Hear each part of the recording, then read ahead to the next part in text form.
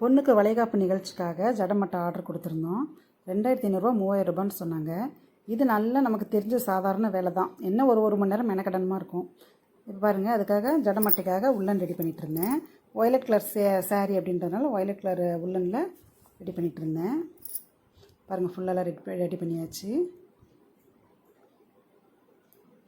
அடுத்து வந்து இந்த க்ரீன் கலர், இது வந்து 30 ரூபாய்க்கு எவ்வளோ கொடுத்தாங்க நிறையா.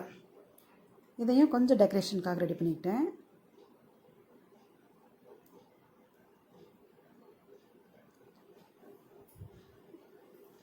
இப்போது இந்த பூ வந்து மேலே கொண்டையை சுற்றி வைக்கிறதுக்காக மேலே பூ ரெடி பண்ணிக்கிட்டேன்.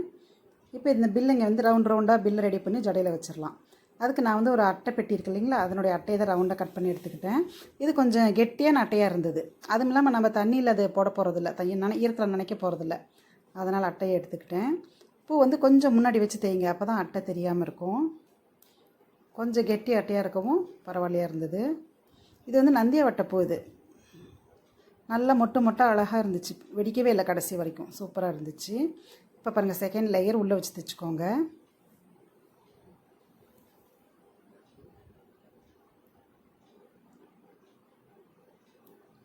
இப்போ 2 லேயர் முடிஞ்ச உடனே அந்த க்ரீன் கலர் கொஞ்சம் வச்சு இந்த உள்ளன் வச்சு ஒரு 2-3 ஸ்டிச் நல்லா கொஞ்சம் ஸ்ட்ராங்காக போட்டுக்கோங்க.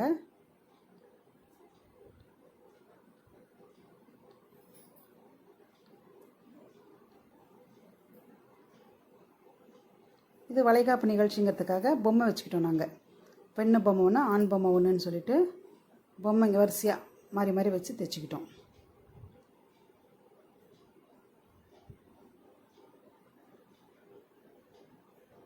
மற்ற ஃபங்க்ஷனை நீங்கள் ஸ்டோன் மாதிரி கூட சென்டரில் வச்சு தைச்சிக்கலாம், அழகாக இருக்கும். இப்போ லீவ் சமயங்கிறதுனால பெண் குழந்தைங்களுக்குலாம் இந்த மாதிரி மட்டை வச்சு தைச்சிட்டிங்கன்னா பார்க்க ரொம்ப அழகாக இருக்கும்.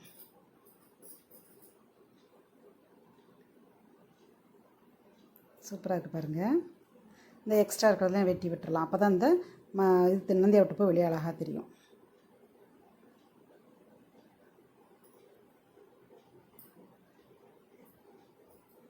நாங்கள் இதே டிசைன் தான் கொடுத்து வெளியில் கேட்டோம், 3000 சொன்னாங்க.